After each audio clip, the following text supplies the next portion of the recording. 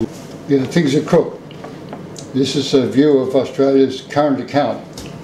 This zero line represents the point where above that we're making money, below this we're getting further into debt. Very few people are viewing my posts and even fewer like them. No Australian, including me, wants to see us going into seemingly ever-increasing debt. Prior to 1970, it was positive.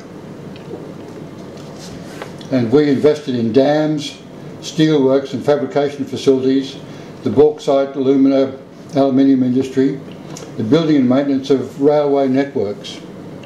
In 1970, we started to reduce tariffs, moving to universal free trade, and perhaps soon the worst stage of it, the Trans-Pacific Partnership. No one can accept this diagram by the Australian Bureau of Statistics. Most would not want to accept the previous view. Probably even fewer will want to accept this one, showing, one, Australia is in a very bad place in relation to the rest of the world, and not much above the United States, which is right down on the bottom. They're the worst of all in relation to a current account.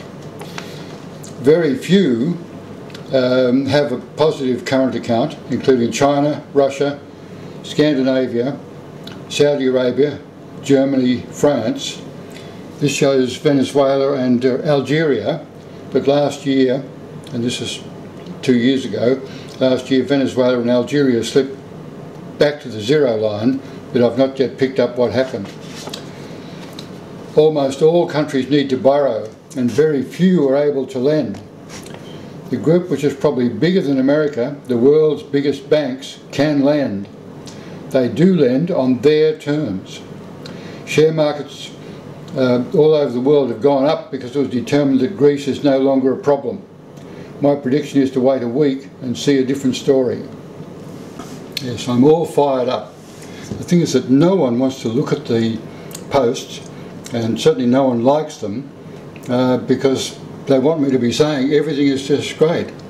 The late Lance Endesby predicted back in 1970, instead of, as we were going up as a developed country, we decided to lower tariffs, and no one, probably except him and maybe a few others, realised that what this would do is cause us, the developed countries, to go into an ever lowering GDP growth.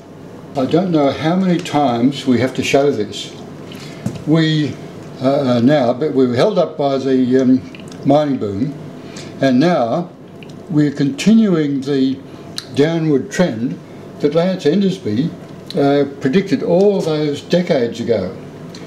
Now what is happening is that every quarter, so there'll be 4 or 5 of these more before the federal election, will be shown on Facebook and YouTube. We see Griffith, New South Wales as a microcosm of the portions of Australia which are already in decline. The net result for us is rural debt climbing exponentially from zero in 1970 to we're in now more than $70 billion now. This was caused by tariffs starting to be reduced in 1970, which is when we were down here with no debt. YouTube, there are skeletons of orange trees can be seen in bulldozed Valencia oranges, and so I refer you to that. This morning the next film clip shows the skeletons of grapevines.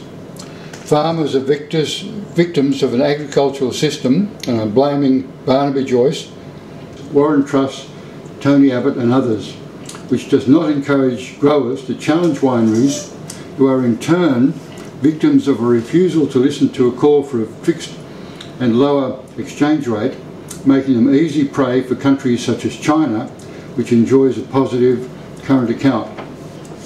Refer again to the view of the world where Australia stands in relation to our current account deficit.